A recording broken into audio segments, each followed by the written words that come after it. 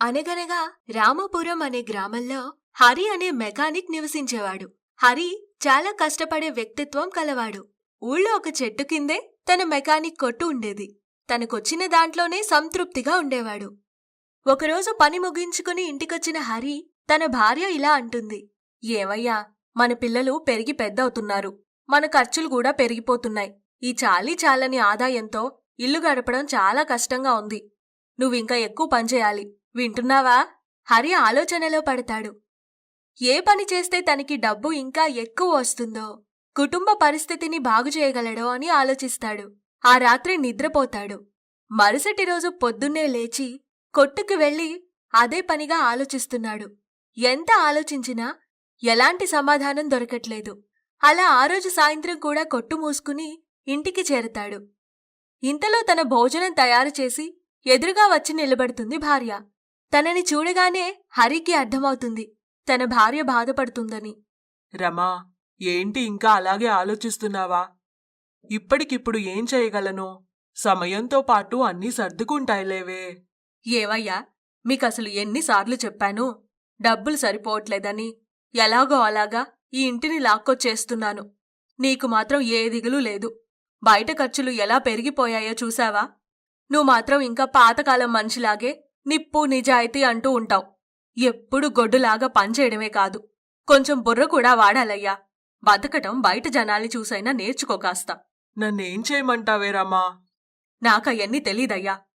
జేబులే కత్తిరిస్తావో పీకలే కత్తిరిస్తావో అయ్యన్నీ నాకు తెలీదు. ఇలా బతకటం వల్ల నేనే కాదు, నీ పెద్దరికాన్ని నాతో పాటు నా పిల్లల మీద కూడా రుద్దితే చూస్తూ ఉండలేకపోతున్నా. భార్య మాటలకి హరి కోపంగా ఇంట్లో నుండి వెళ్ళిపోతాడు. హరికి తన భార్య అంటే చాలా ఇష్టం. తను బాధపడడం చూసిన హరి ఇంక ఎలాగైనా డబ్బు సంపాదించాలని నిర్ణయించుకుంటాడు. అర్ధరాత్రి కావడం వల్ల అందరూ నిద్రలోనే ఉంటారు.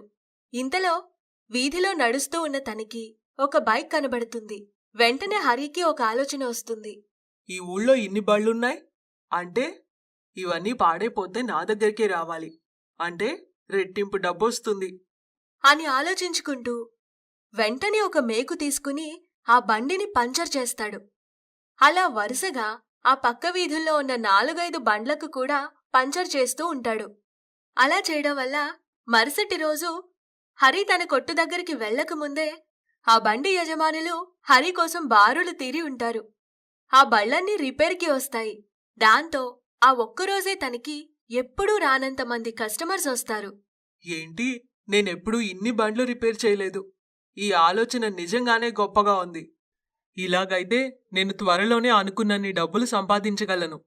ఆ రోజు పనంతా ముగించుకుని చాలా ఉత్సాహంగా ఇంటికి వెళ్తాడు. తను సంపాదించిన డబ్బంతా భార్యకిస్తాడు. ఇదిగో రమా, చూడు నీకోసం ఏం తెచ్చాను. ఈ డబ్బంతా తీసుకుని ఏం కావాలంటే అవి కొనుక్కోవే. ఇక నుంచి ఖర్చు గురించి అసలు ఆలోచించు మాకు. అలా చెప్పి వెళ్లి నిద్రపోతాడు. అలా అందరూ పడుకున్న తర్వాత హరి ఎవరికీ కనపడకూడదు అని తన మొహానికి ముసుగేసుకుని ఊర్లోకి వెళ్తాడు. ఇలా కొన్ని రోజులు చేసిన తర్వాత, అవును, పంచర్లతోనే ఇంత డబ్బొస్తుందంటే ఇంజన్ పాడైతే ఇంకెన్నొస్తాయో. ఇంకా ఇంజన్ల పని పట్టాల్సిందే. వెంటనే ఇంటికి వెళ్లి తన వెనకాలే కొన్ని పంచదార ప్యాకెట్లు పట్టుకొస్తాడు.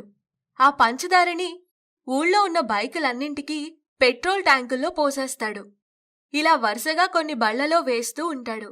యథావిధిగా ఆ బళ్లన్నీ మరుసటి రోజు హరి కొట్టుకే వస్తాయి.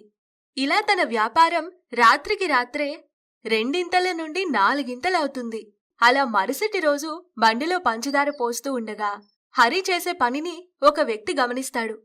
పొద్దున్నే తన కొట్టు దగ్గరికి వెళ్లి, హరి, ఏంటి నువ్వు చేస్తున్న పని? రాత్రి బళ్లల్లో నువ్వు పంచదార పోయడం నేను చూడలేదనుకున్నావా? ఈ పనులు నువ్వు ఆపకపోతే గ్రామాధికారికి చెప్పేస్తాను. నాకేం అవసరం అలాంటి పనులు చేయడానికి? నా వ్యాపారం సాఫీగానే సాగుతుంది. అసలిది ఖచ్చితంగా ఆ పక్క వీధిలో ఉన్న మెకానిక్ గాడు సుందర్ పనే అయ్యుంటుంది. అది విన్న ఆ వ్యక్తి వెంటనే సుందర్ దగ్గరికి వెళ్లి తనని నిలదీస్తాడు. సుందర్, నువ్వెందుకు అందరి వాహనాల్ని పాడు చేస్తున్నావు? ఇలా చేస్తే ఏదో ఒక రోజు ఖచ్చితంగా నువ్వు పట్టుబడిపోతావు. గ్రామంలోని ప్రజలెవరూ నిన్ను క్షమించర్రా. నేనెందుకయ్యా అలా చేస్తాను? అసలు మీరేం మాట్లాడుతున్నారు? దేవుడా, ఇక్కడ నాకు అన్యాయం జరుగుతుంది. నా మీద పడుతున్న నిందలు నేను తట్టుకోలేకపోతున్నాను. ఈ ఆపద నుంచి నువ్వే నన్ను కాపాడాలి స్వామి. నేను పంచాయతీ పెద్దల దగ్గరికి వెళ్తాను. అక్కడే తేల్చుకుందాం మీ ఇద్దరిలో దొంగ ఎవరో అని, మీ ఇద్దరిలో బండ్లన్నీ నిజంగా పాడు చేసేవాళ్ళు ఎవరో అనేది. మీకొక అవకాశం ఇస్తున్నాను. మీ ఇద్దరిలో ఆ పని చేసింది ఎవరో మీరే ఒప్పుకోండి. అయ్యా, ఖచ్చితంగా సుందరే చేశాడు. అయ్యా, నాకు ఏ పాపం తెలీదండయ్యా. సరే, ఇంకిలా కాదు. నేను మీ ఇద్దరికీ ఒక పరీక్ష పెడతాను. ఆ దేవుడే నిర్ణయిస్తాడు మీ ఇద్దరిలో దొంగ ఎవరు అనేది. చూడండి, ఈ కుండలు మీ తల మీద పెట్టుకుని ఈ గుడి చుట్టూ 3 ప్రదక్షిణాలు చెయ్యాలి. ఈ కుండల్లో నేను దీపాలు వెలిగించి పెడతాను. ఎవరి కుండలో దీపం ఆరిపోతుందో వాళ్లే దోషి. అలా గ్రామ పెద్ద చెప్పిన విధంగా హరి ఇంకా సుందర్ కుండలతో ప్రదక్షిణలు మొదలు పెడతారు. 2 ప్రదక్షిణలు అవగానే 3వ ప్రదక్షిణ చేసేటప్పుడు హరి ఇలా అనుకుంటాడు. ఒకవేళ ఆయన చెప్పింది నిజమే అయితే ఈ పాటికే నా కుండలోని దీపం ఆరిపోయి ఉంటుంది. ఇలా తన పైనుండి కుండ తీసి దీపాన్ని చూస్తాడు. దీపం ఆరిపోయి ఉంటుంది. అమ్మో, నిజంగానే ఈ దీపం ఆరిపోయింది. ఇంకా వీళ్ళు నేనే దొంగని కనిపెట్టేస్తారు. అలా అనుకుని వెంటనే తన జేబులోనున్న అగ్గిపెట్టి తీసి దీపాన్ని వెలిగిస్తాడు హరి. అలా ప్రదక్షిణ పూర్తి చేసుకుని ఇద్దరూ వాళ్ల కుండలను గ్రామాధికారి ముందు పెడతారు. సుందర్ దీపం ఆరిపోయి ఉండడం చూసి హరి వెంటనే మాట్లాడుతూ, చూసారా, నేను ముందు నుంచి చెప్తూనే ఉన్నాను. వీడే అసలైన దొంగ. ఇప్పుడు తెలిసిందిగా మీకు. ఇంకా పట్టించండి ఇన్ని పోలీసులకి. అమ్మో, అయ్యా, నాకేం తెలీదండయ్యా. నన్ను వదిలేండయ్యా. ఒట్టయ్యా, నాకేం తెలీదండయ్యా. ఒక్క నిమిషం ఆగు హరి. ఈ పని చేసింది నువ్వే. ఇంకా ఈ నాటకాలు కట్టిపెట్టు. అసలు నేనా కుండలో దీపాలు వెలిగించనేలేదు. దొంగ నువ్వు కాబట్టే పట్టుబడిపోతాను అన్న భయంతో నేననుకున్నట్టుగానే దీపాన్ని వెలిగించుకుని వచ్చావు. ఇప్పటికైనా నీ తప్పు ఒప్పుకో. అయ్యా, క్షమించండయ్యా. నా పెళ్ళాం మాటలు విని బుద్ధి గడ్డి తిని ఇట్టాంటి పనిచేశాను. కాస్త డబ్బు రుచి మరిగేసరికి అది మంచో చెడో మర్చిపోయాను. ఇక ముందు ఇలాంటి తప్పులు చేయనయ్యా. పైగా పాడు చేసి రిపేర్ చేసిన బళ్ళన్నిటికీ డబ్బులు తిరిగిచ్చేస్తాను. చివరికి అలా హరి దురాశకి పోతే దుఃఖమే మిగులుతుందని తెలుసుకుని అప్పట్నుండి ఇలాంటి పనుల జోలికి పోకుండా నిజాయితీగా బతుకుతాడు. వరమ్మ, వనజ అత్తాకోడళ్ళు గుడ్ల వ్యాపారం చేస్తూ ఉండేవారు. గుడ్లు మార్కెట్ నుండి తెచ్చి ఇంటి దగ్గర అమ్ముతూ ఉండేవారు. వరమ్మ తాను పట్టిన కుందేలికి 3 కాళ్లని వాదించగల గట్టికురాలు. చాలా కాలం నుండి గుడ్ల వ్యాపారం చేస్తుంది కాని పెద్దగా లాభం కలిసిరాక బాధపడుతూ ఉంటుంది. అత్తమ్మ, ఆ పక్కింటి అనితకి 4 డజన్లు గుడ్లు కావాలంట. బేరం అడుగుతుంది. బేరం లేదు, ఏం లేదు. అందరికి బేరాలు కావాలి, బేరాలు. మనం తెచ్చి మరీ అమ్ముతుంటే లాభం లేకుండా వ్యాపారాలు ఎలా చేస్తాం? అక్కడ క్రికెట్ ఆడే వాళ్ళతో సహా గుడ్లు తినండి అని జనాలకు చెప్తుంటే వీళ్ళేమో గుడ్లతో పాటు మన కష్టం కూడా తినేలాగున్నారు. సరే అత్తయ్య, తనకి అమ్మేసి వస్తాను. ఏంటో అత్తయ్య, అసలు వ్యాపారంలో పెద్దగా లాభం లేకుండా పోతుంది. పేరు గొప్ప ఊరు దిబ్బలాగా ఉంది మన పరిస్థితి. ఒకరోజు ఇంట్లో అందరూ కలిసి భోజనం చేస్తుంటారు.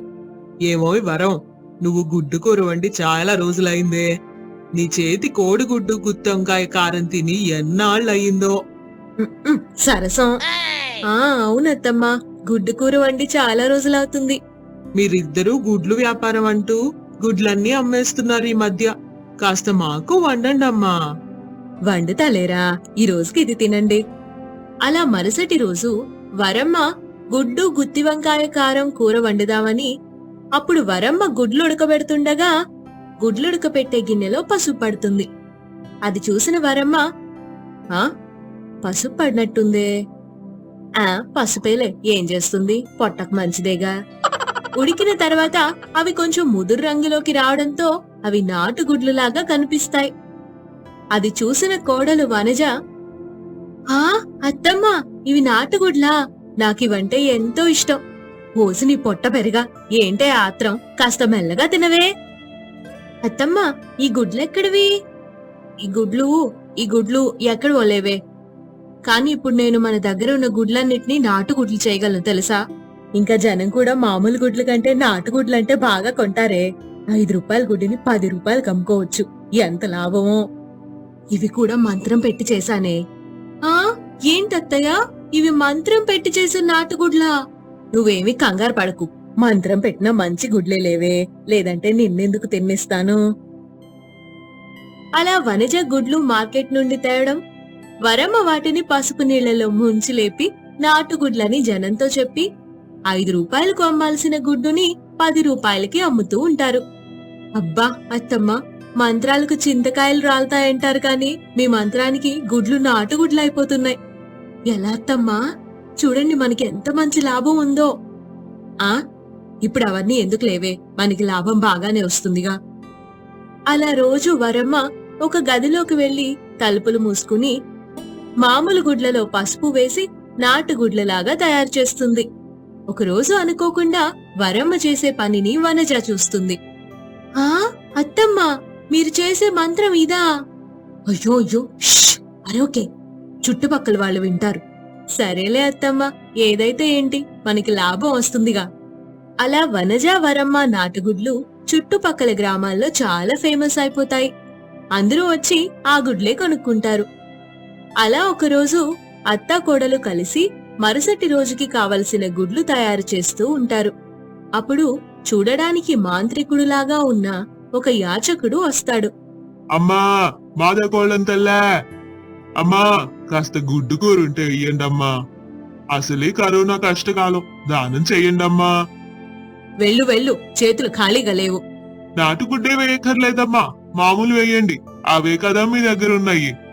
ఆ మాటలు విన్న వరమ్మ బయటికొచ్చి, ఏంట్రా వాగుతున్నావు? అరిచింది చాలేం కాపు. ఏమ్మా, మంచి పనిలో ఉన్నారా? వచ్చాయా మంత్రానికి నాటుగుడ్లు? ఏంట్రా వచ్చేది? నీకేమైనా పిచ్చా? వసాయి వనజ, ఆ కర్ర ఇలా తేవే. వీడు పిచ్చోళ్లాగున్నాడు. నీ దగ్గర గుడ్లు కొనే వాళ్ళని పిచ్చోళ్ళని చేస్తున్నట్టు నన్ను చేయలేవు. ఒరేయ్, నోరు ముయ్యరా నువ్వు ముందు. నేను నోరు ముయ్యాలంటే నువ్వు వెయ్యి వెయ్యాలి. వెయ్యి. ఏంట్రా వేసేది? వెయ్యా వంకాయ? అత్తయ్య, మీరు ఊరుకోండి. ఇంక వాడికి 10ో 12కో ఇచ్చేసి లోపలికి పోదాం పదండి. నువ్వుండవే, వీడికి పైసా ఇచ్చేది లేదు. దున్నపోతుల దిట్టంగా ఉన్నావు. ఇలా అడుక్కోకపోతే పని చేసి రావచ్చుగా. అబ్బా, నువ్వు మాత్రం గుమ్మడికాయలాగా గుత్తంగా ఉన్నావుగా, కానీ ఇలా మోసం చేస్తున్నావేంటి? నేను చేస్తుంది వ్యాపారం. ఆ తెలుసులే. నేనైతే మాంత్రికుణ్ణి, నువ్వు మంత్రం లేకుండానే గుడ్లు పెడుతున్నావుగా గుడ్లు. వరమ్మ వాడి మాటలకు తరిమి కొడదామని కర్ర పట్టుకుంటుంది. ఒరేయ్, కర్ర పట్టుకున్నానంటే 2 కళ్ళు విరుగుతాయి. ఏమమ్మోయ్, నా మీదే కర్రెత్తుతావా? ఆడదానివి కాబట్టి సరిపోతుంది. అలా చెప్పి ఆ మాంత్రికుడు వెళ్తూ వెళ్తూ ఇంటి మీద వాడి సంచిలో నుంచి విభూతి చల్లుతాడు. అత్త కోడలు వెనక్కి తిరిగి చూసేలోపు అక్కడి నుండి మాయమైపోతాడు. వీడు పగటి వేషాలు.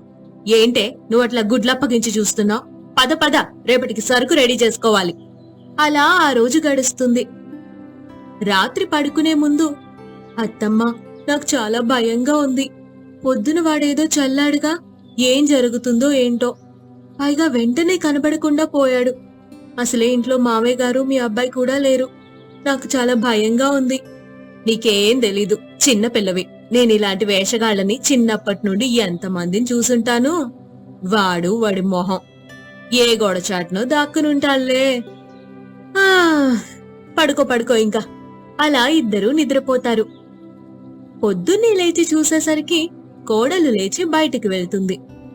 అక్కడ చూసి ఆశ్చర్యపోతూ పెద్దగా అరుస్తుంది. అత్తమ్మా, లేవండి అత్తమ్మా! అత్తమ్మా, అత్తమ్మా, లేవండి! ఏంటే పొద్దున్నే నీ కంగారు నువ్వును? ఇక్కడ ఒక పెద్ద ఏంటే ఇక్కడ అక్కడ అనుకుంటూ చూస్తే అక్కడొక పెద్ద కోడిగుడ్డు. ఏంటే ఇది? పెద్ద కోడిగుడ్డా? ఏంటే ఇది? ఇంటి కప్పు కూడా పైకి చీల్చుకుపోయింది. ఆ మాంత్రికుడి మాయ వల్ల అక్కడున్న గుడ్లన్నీ కలిసి పెద్ద గుడ్డుగా మారిపోతాయి. అత్తమ్మ, ముట్టుకోకు. ఏమవుతుందే? ఏమీ కాదు. ఇదేంటో చూద్దాం ఉండు. వరమ్మ ఆ గుడ్డుని ఒక వేలితో ముట్టుకోగానే ఆ పెద్ద గుడ్డుని పగలగొట్టుకుంటూ ఒక పెద్ద కోడి బయటికొచ్చేస్తుంది. గట్టిగా అరుస్తూ వాళ్ళ మీదకి ఎగురుతుంది. ఆ భయంతో అత్తాకోడలిద్దరూ చెరొక స్తంభానికి అతుక్కుపోతారు. ఆ కోడి వాళ్ళిద్దరి వెంట పడుతూ ఉంటుంది. అత్తమ్మా, అత్తమ్మా! వనజా, ఒసేయ్, ఇదేంటే ఇలా పొడుస్తుంది? అయ్యయ్యో, నా చీర కొత్తది. ఒసేయ్, ప్రాణాలు పోతుంటే చీరేంటే చీర, పిచ్చిమొహమా?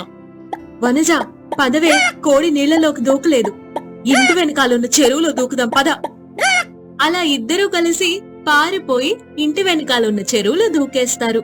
అలా నీటిలో మునిగి కొద్దిగా తల పైకి పెట్టి చూసేలోపు ఆ కోడి మాయమైపోతుంది. అమ్మయ్యా, ఈ కోడేటో పోయినట్టుందే. అయ్యో అత్తమ్మ, చూసారా మీ నోటి దులకి ఎంత పని జరిగిందో? అవునే, నా నోటి దురద ఇంకా అత్యాశ కూడా. నేనింకెప్పుడు ఎవరితో పెట్టుకోనమ్మా. ఒళ్ళొంచి పని చేసుకుని డబ్బులు సంపాదించుకుందావే. బతికుంటే బలిసాకు తిని బతకొచ్చు. చక్కగా ఒళ్ళొంచి వ్యాపారం చేసుకుందావే. హలో వ్యూవర్స్, ఈ వీడియో నచ్చిందా?